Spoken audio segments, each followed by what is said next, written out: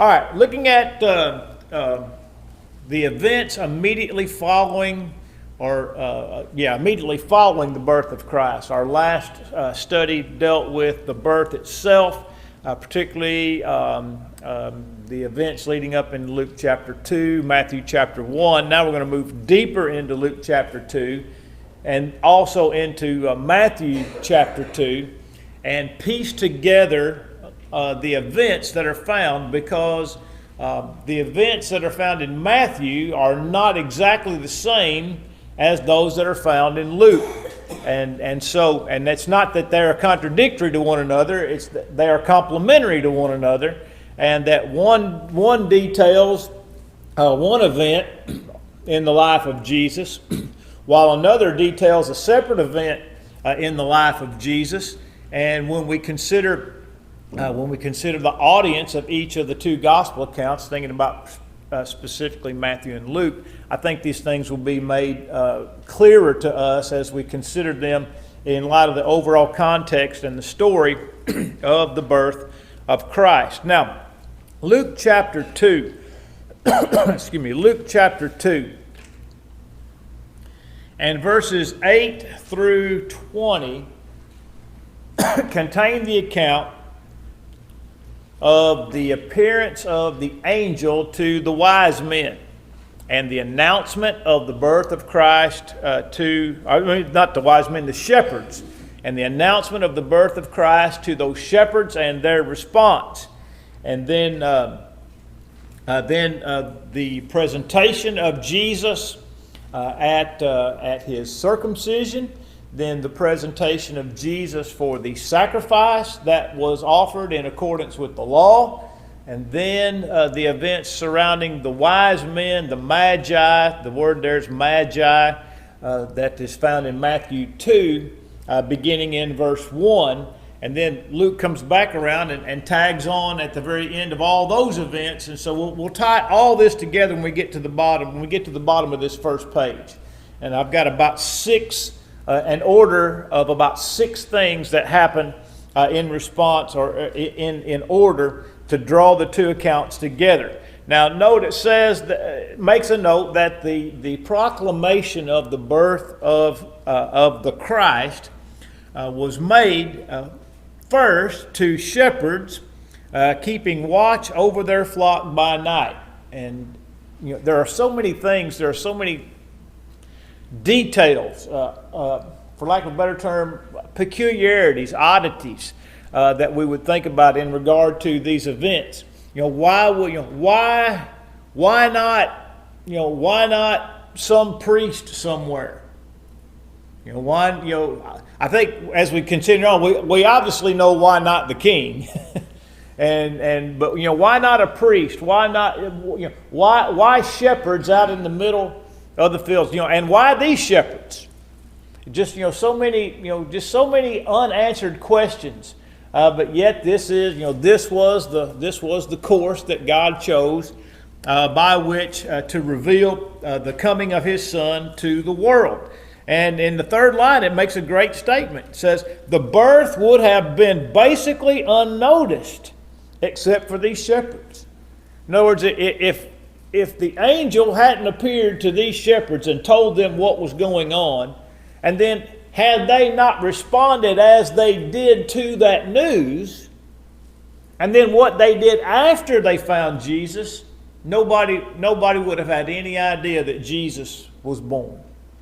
But as it occurred, they received that news, they acted on that news, they followed through in searching out the Messiah, and then the Bible tells us that they told everybody they met. It says, verse 17, I'm in Luke 2.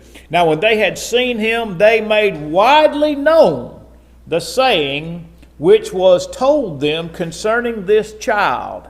And all those who heard it marveled at those things which were told them by the shepherds.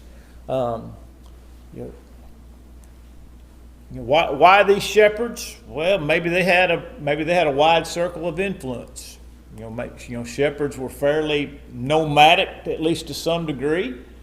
Maybe they were, obviously I think they would be men of good reputation, men that could be believed, men who had no vested or financial interest in making these things. In other words, there was nothing, so far as they were concerned, they found nothing to gain financially or influentially through the announcement that the Messiah was born. So perhaps that gives us some insight as to why these men and not someone else.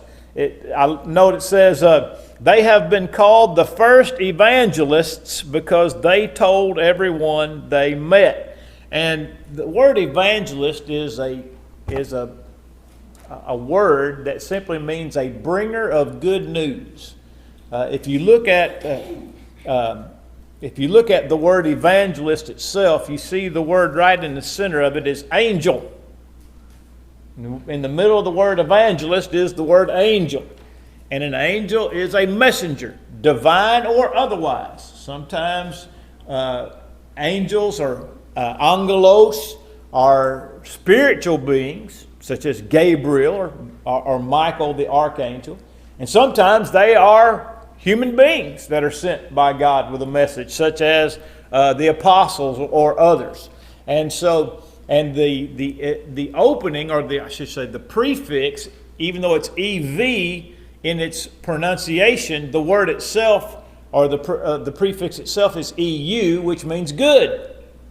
A eulogy, eulogos, a good word, logos word, eulogos, good word. Evangelist, and what you have here, just by way of how things work in that, for example, in language, EU followed by an A doesn't work. So when you had EU attached to a word that begins with a vowel, it becomes EV. Does that make sense? Kind of like the same reason we say a and an. We don't say a apple, we say an apple. If it starts with a vowel, we add the N. If it starts with a consonant, we leave it as an A. And that's the same principle at work here. It's EU, but because the word that it's attached to begins with a vowel, it becomes EV. So that's how we get evangelist, a bringer of good news. And then I'm not that certain about this last line in this opening paragraph. Talks about how Mary kept all these things and pondered them in her heart. And then the same thing is said with regard to Jesus' statement to her and Joseph in Luke 2:51. Or before 51, but says, why is it that you sought me? Didn't you know that I should be about my Father's business? And the Bible says that Mary kept these things in her heart, and I don't see any reason for Mary to have had to told Luke these things in order for him to know them. Because as we studied from the very outset of the gospel accounts, there were a lot of gospel accounts floating around in the days of the first century. Only 3 were preserved for all posterity to be included in the Bible. But Luke was very clear that there are many, many accounts of Christ and his life and his death and his resurrection. And so Luke, being a historian, compiled all those things. And he also said he talked to eyewitnesses. Now, obviously, Mary qualifies as an eyewitness because she was there when it happened. But I don't know that it necessarily follows that Luke got these statements because of a direct interaction with Mary. I don't think it warrants. I don't think it warrants that statement. I'm not saying it's not true. I just don't see it in Luke's own description of how he got the information that he had and why he wrote what he did. Now, in the second paragraph, obviously not counting the introduction, I guess we'll count the introduction as the third paragraph, the circumcision and naming of Christ. And I like this. I like this opening statement. It's important for us to remember that the birth of Jesus did not bring an end to the law of Moses, but Jesus lived under Jewish law and regulations, both as a child and as an adult. For example, in Matthew 5, in the Sermon on the Mount, do not think that I am come to destroy the law and the prophets. I did not come to destroy, but to fulfill. He says, whosoever shall break one of these least commandments and shall teach men to do so shall be called least in the kingdom of heaven, and he who does and teaches them shall be called great in the kingdom of heaven. So Jesus, in his very first recorded public discourse, says people need to keep the law of Moses. He kept it all the way up to the name tag. That's right. He kept the law. He was an observer of the law all the way up to the day that he died. All the way up to the day that he died. Another instance would be when in Matthew 8 and about verse 17, when Jesus healed the lepers. He said, go and show yourself to the priest and make an offering, in accordance with the law of Moses, or as the law of Moses has commanded you. That's 8:4. Then in chapter 17 and verse 24, you have the account where the Jewish leaders, they asked Peter, does your master not pay the temple tax? He said, well, sure he does. Of course, he just answered out of, just off the top of his head, trying to placate those who were accusing him and particularly accusing Jesus. So when Peter walks up and finds Jesus, Jesus already knows everything that's gone on. And he says, lest we offend them, go and cast a hook into the sea, and the first fish you catch, open his mouth, and you'll find the money to pay your tax and mine. Your tax and mine. Also this, in John chapter 8, in the account of the woman taken in adultery, when Jesus said, he who among you who is without sin, let him cast the first stone, he didn't mean just the person who'd never ever sinned in general. He was speaking specifically to that situation. And he was pointing out that the way they had conducted themselves in this specific account was a violation of the law of Moses. In other words, you've dragged this woman out into public to shame her, and you say that the law of Moses commands that she be stoned. All right? Now, the law of Moses did command that. It did command that. But the problem was, they admitted that she was taken in the very act of adultery. And the law of Moses did command that both the man and the woman be brought into the public square in order to be accused. And so Jesus was saying that you have sinned in the way that you have handled this matter, because you yourselves have not kept the law of Moses, which you purport yourselves to be defending. But what does all that say? It says that Jesus was still very concerned about how people conducted themselves in regard or relationship to the law of Moses. And then lastly, this in John 8 and verse 46, Jesus says, which one of you convicts me of sin? You say I'm a sinner. Which one of you is going to step up and prove it? Now, if Jesus was a sinner, he would have been a sinner in violation of what law? Law of Moses. He'd have been a sinner in view of the law of Moses. And yet, though they accused him of being a sinner, they were not able to prove that allegation. But the point again is, Jesus upheld the law of Moses his entire life. What was Jesus doing on the day in which Judas betrayed him? What was he doing? Observing the feast. They were observing the Passover.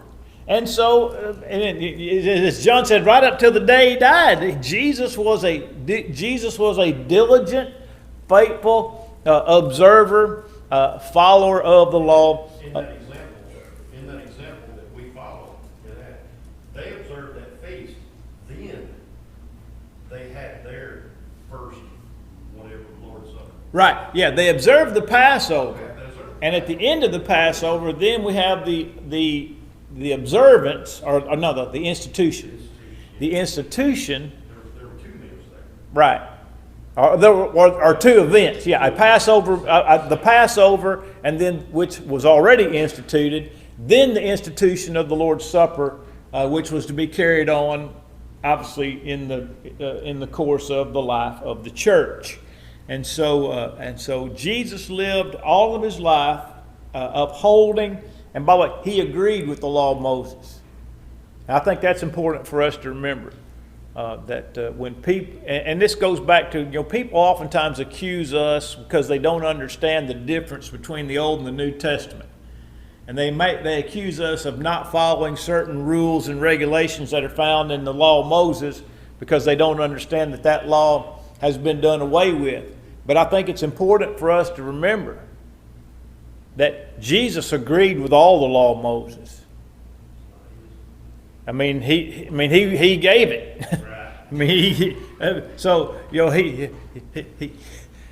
he's not like a lot of modern day politicians. Rules for thee, but not for me. He agreed with the law of Moses, which, by the way, had they brought both the man and the woman into the public square, Jesus would have affirmed what the law of Moses said must be done. And we oftentimes don't think about that. We just think about Jesus showing their hypocrisy and their inconsistency. But had both of those been brought, taken in the act of adultery, and it could have been proven, Jesus would have, and I'm going to use this term deliberately, Jesus would have approved the execution or the carrying out of the law of Moses. Because Jesus was in full agreement with the law of Moses. And that was the law that was in place when that event occurred. Now, to the circumcision and the naming of Jesus, the circumcision, as all circumcisions was accomplished on the 8th day. And we made mention of this, I guess it was last week, at the circumcision of John the Baptist. Why the 8th day? I mean, obviously because God said the 8th day, but why the 8th day? Blood clotting, that's right, because on the 8th day, for lack of a better term, the chemicals or whatever that is in our blood, the clotting agents that are in our blood run at levels above 100% on the 8th day. And so on day 8 was far and away the best day, medically speaking, in which to circumcise a young male child. Of course, I mentioned we don't do that today because we have synthetic clotting agents that are used because they don't wait that long because we just don't do it that way anymore. But if you didn't have those things, then you'd want to circumcise your child on the 8th day. And of course, God knew that because He made human beings. There's no record of us, or no record of anybody in the Bible knowing that. Just that God said do it on that day, and that's the day in which that was the day in which it was observed and followed. And then the name was given at the circumcision. John's name was given at his circumcision. Now, I don't find any command in the Bible that says you have to name a child. In other words, that the child is to be named. I think maybe that's just more of a Jewish custom. That the child was named at the presentation of the child. For example, a male child.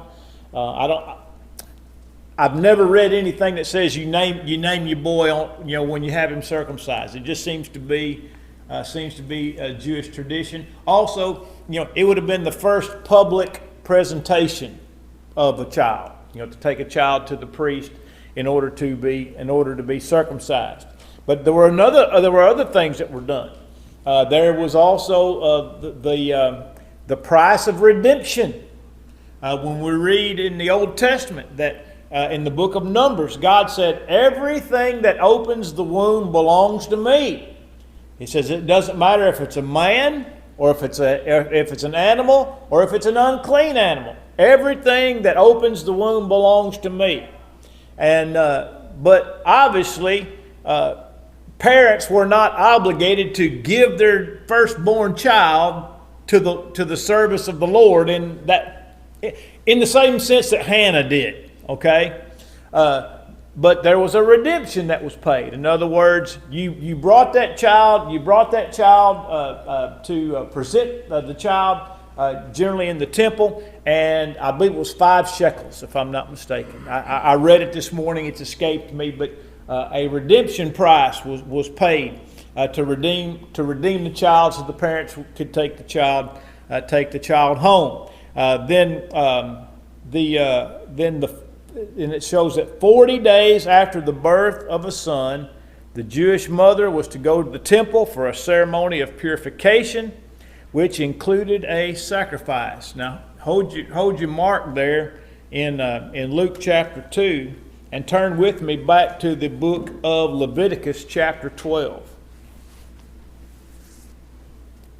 I've made this statement or this point numerous times, even recently. Matter of fact, I made it in Vacation Bible School, but I've never actually just like shown the scripture that proves that what I've said is true. In other words, I've said it, but I haven't given you the scripture reference that shows where you can go and look up what I've said. So apparently, y'all just take my word for whatever I say, and you're not very Berean-like. Y'all trust me too much. Leviticus chapter 12, look at verse 6. Yeah. Maybe I'll just throw in some heresy every along the way, just make sure you're paying attention. That's a good plan, isn't it? All right, Leviticus chapter 12 and verse 6. This is talking about the ritual after childbirth. It says, when the days of her purification are fulfilled. Now, if it's a male child, she has 1 week plus 33 days. There's 1 week. There's the circumcision, 33 days. So the time of purification for a male child is 40 days. For a female child, it's 2 weeks plus 66 days. 2 weeks plus 66 days, or 80 days. So the period of purification for a male child born, 40 days. The period of purification for a female child born, 80 days. Then verse 6. When the days of her purification are fulfilled, whether for a son or a daughter, she shall bring to the priest a lamb of the first year as a burnt offering, and a young pigeon or turtle dove as a sin offering to the door of the tabernacle of meeting. Now verse 8. And if she is not able to bring a lamb, then she may bring 2 turtle doves, or 2 young pigeons, one as a burnt offering, one as a sin offering. Did you notice in verse 6, it's a lamb and a young pigeon. See, there's a purification offering, and there's a sin offering, or a burnt offering as a purification and a sin offering. But if not able for a lamb, 2 turtle doves or 2 young pigeons. In other words, either a dove or a pigeon serves as a substitute for the lamb. Now the word there for able is the word that I find to be the key. If she is not able to bring a lamb. And the idea or the concept of able or ability means that there is a, for lack of a better term, there's a lack of sufficiency. In other words, she's not financially able to do these things. If she's not financially able, in other words, if her financial means are insufficient to purchase a lamb, then she can bring a turtle dove as a substitute for that lamb, and then also the turtle dove for the second offering. Busy, we got one wandering around back here.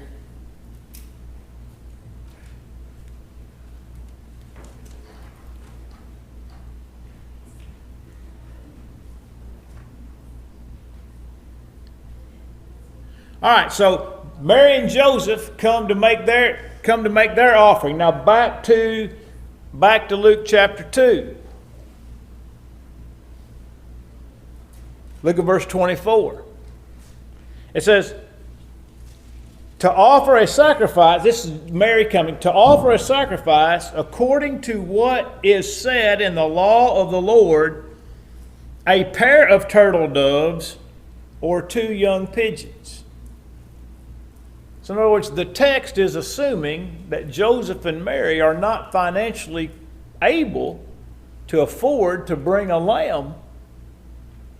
And so thus the only provision that's mentioned here in Luke 2:24 is the one that applied to them, which was 2 young doves or two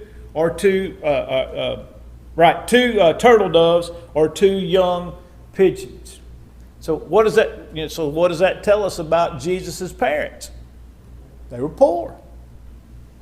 They brought the offering of those without ability, so to speak. And so that's important. Again, that's an important thing for us to consider when we think about, when Christ left heaven, as the eternal Word and came to earth, that he came to earth, as a poor individual. And in those days, there wasn't the giant middle class in those days. It was, you either had it or you didn't. And it's not like the United States and other places around the world where there's some really wealthy people and there's some really poor people, but pretty much everybody else lives in that 80% in the middle somewhere. All right, and so Jesus entered a household or a family that was on the wrong side of the tracks, the poor side of town. And that tells us again about the sacrifice and about how far did Jesus step down? He stepped down as far as absolutely possible. If he stepped down as the richest man in the world, it would still be an unspeakable step down, indescribable. But he stepped down as far as he absolutely could. He stepped out of heaven into earthly poverty. All right, and so the sacrifice that we see offered here. And then the bottom of the page says that Luke 2:39 tells us that once Joseph, and here's where I was talking about trying to piece together the 2 accounts. So when they had performed all things according to the law of the Lord, they returned to Galilee, to their own city of Nazareth. And the child grew and became strong in spirit, filled with wisdom, and the grace of God was upon him. Now, so what you have here is you have the first 40 days of Jesus' life, from birth to presentation. Okay, from birth to presentation. Then you have Jesus in Nazareth. All right, so when you turn the page on your lesson, we got to figure out about these magi. Because Luke just presents Jesus from basically from day 40 to living in Nazareth. But he lived somewhere else in the interim. He lived in Egypt.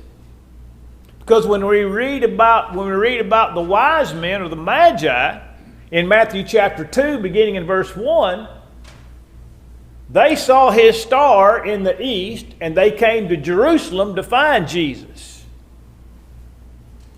And so, and it says, where is he who is born King of the Jews? For we have seen his star in the east, let me see, so we can get to chapter 2, and have come to worship him. We have seen his star in the east and have come to worship him. So they're coming to worship the King of the Jews. You would expect to find the King of the Jews in Jerusalem, because that's the capital city of the Jewish people. But where was Jesus when they found him? According to the text in Matthew chapter 2. Where was Jesus when the Magi found him? Where was he?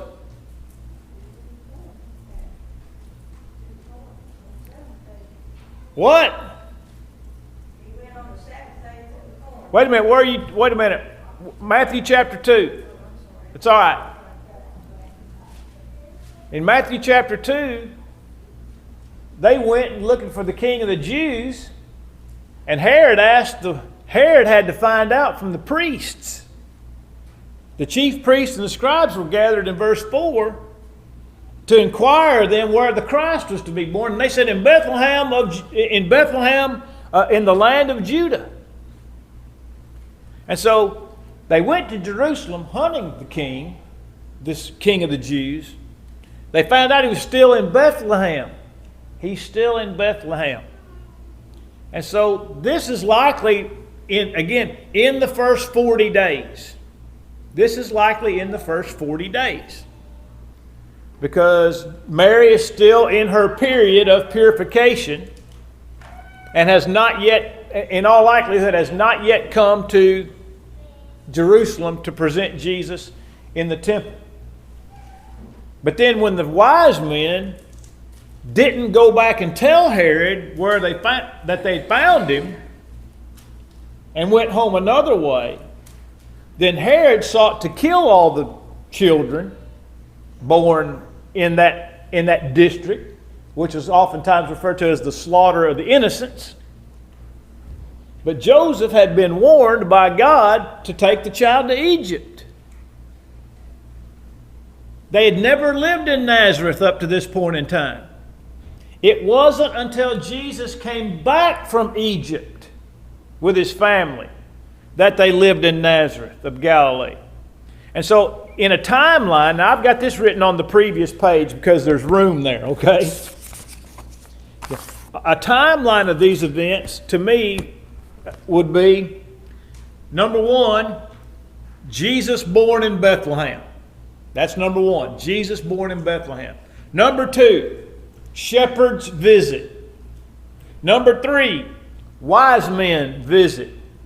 Number four, Jesus presented in the temple. Number five, flight to Egypt. Number six, return from Egypt to Nazareth.